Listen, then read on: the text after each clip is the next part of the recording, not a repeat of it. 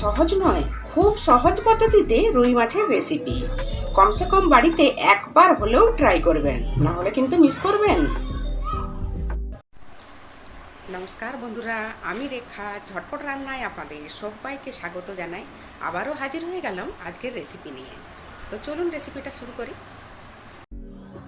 এই রেসিপিটা বানানোর জন্য প্রথমেই লাগছে আমাদের মাছ।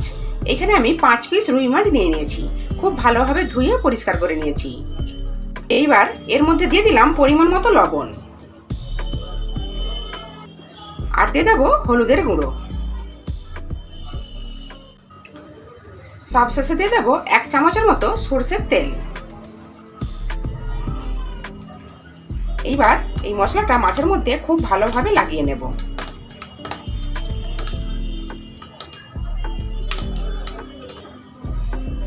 দেখুন খুব ভালোভাবে লাগিয়ে নিয়েছি। এইবার এই মাছগুলো 10 মিনিট রেস্টে রেখে দেব। মাছগুলো আমাদের 10 মিনিট হতে থাক, ততক্ষণ আমি একটা মশলা রেডি করে নেই।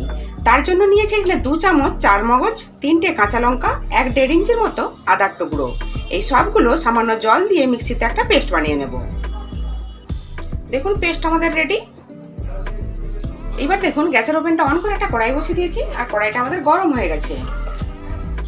এর মধ্যে দিয়ে দেব পরিমাণ মতো সরষের তেল। তেলটা আমাদের গরম হয়ে গেছে। এবার এর মধ্যে মাছগুলো ভেজে নেব।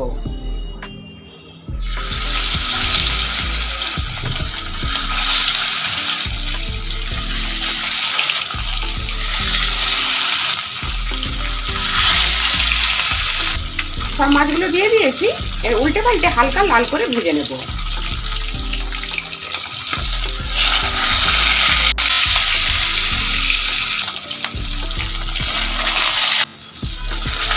মাছগুলো আমাদের ভাজা হয়ে গেছে।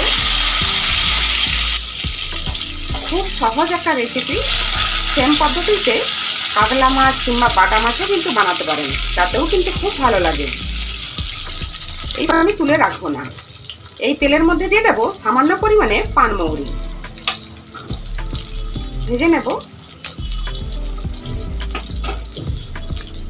গ্যাসের ফ্লেমটা আমাদের লোতে রাখা আছে।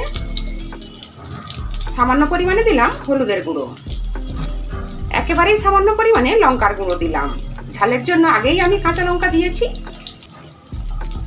তেলের মধ্যে হালকা মিশিয়ে নেব।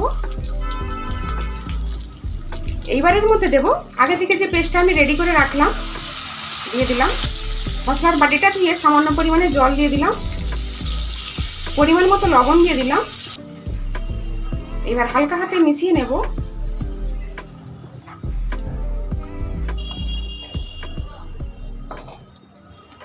মশলার মধ্যে মাছগুলো ওলটপালট করে দেব।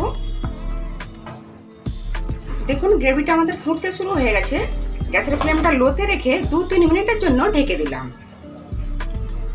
2-3 মিনিট আমাদের হয়ে গেছে।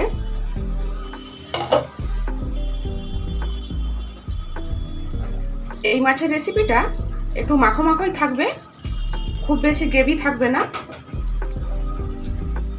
দিয়ে দেবো 2টো কাঁচা লঙ্কা, আর দেবো 1 চামচের মতো কাঁচা সরষের তেল।